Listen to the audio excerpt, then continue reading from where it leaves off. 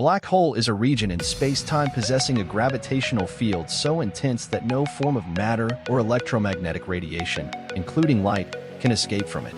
The boundary at which escape becomes impossible is called the event horizon.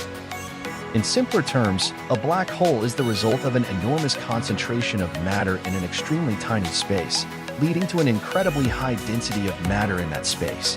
This translates to an immensely powerful gravitational force, so strong that nothing can escape from it once inside.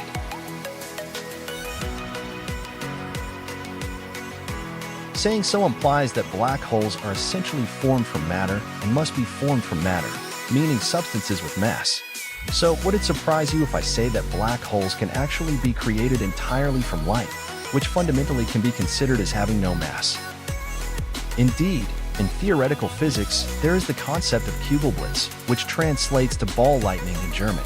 It is defined as the concentration of heat, light, or radiation to the extent that their energy forms an event horizon and becomes trapped within it. To make it easier for you to imagine, in theory, if you have super powerful intergalactic flashlights and shine their light onto the same spot, if the energy source is large enough, it would form a black hole at that location.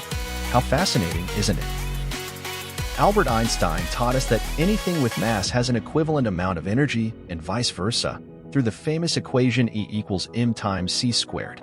In other words, the amount of energy stored within any amount of matter is equal to its mass multiplied by the square of the speed of light in a vacuum.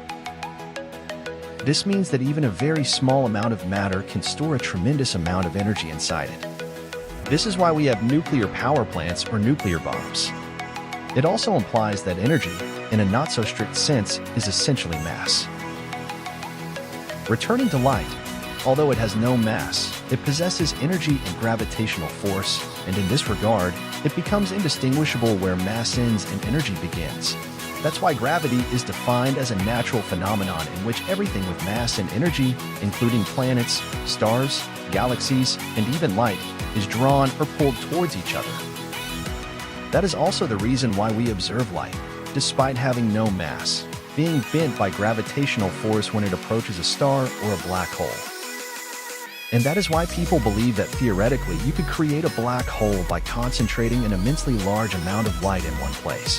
However, before you get up and start looking for flashlights, it's important to note that the amount of energy required to create a light-induced black hole is extremely astronomical because, at this point, Einstein's original equation has transformed into m equals E divided by c squared. To help you visualize, let's consider an example like this.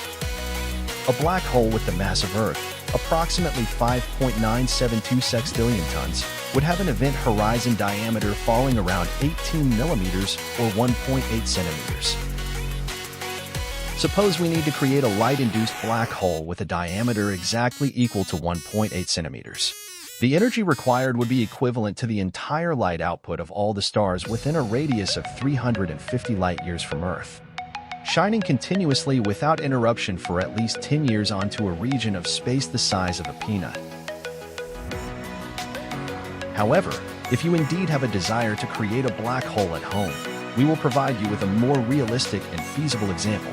Let's assume the task is to create a black hole from light with a diameter equal to a black hole with a mass of about 50,000 tons, approximately the mass of an unsinkable supertanker currently lying beneath the ocean floor, the RMS Titanic. We would only need to concentrate the entire sunlight falling on Earth over the course of a year onto a space smaller than a proton with a diameter of about 1.68 femtometers, with 1 femtometer being equal to 1/millionth of 1/trillionth of a meter.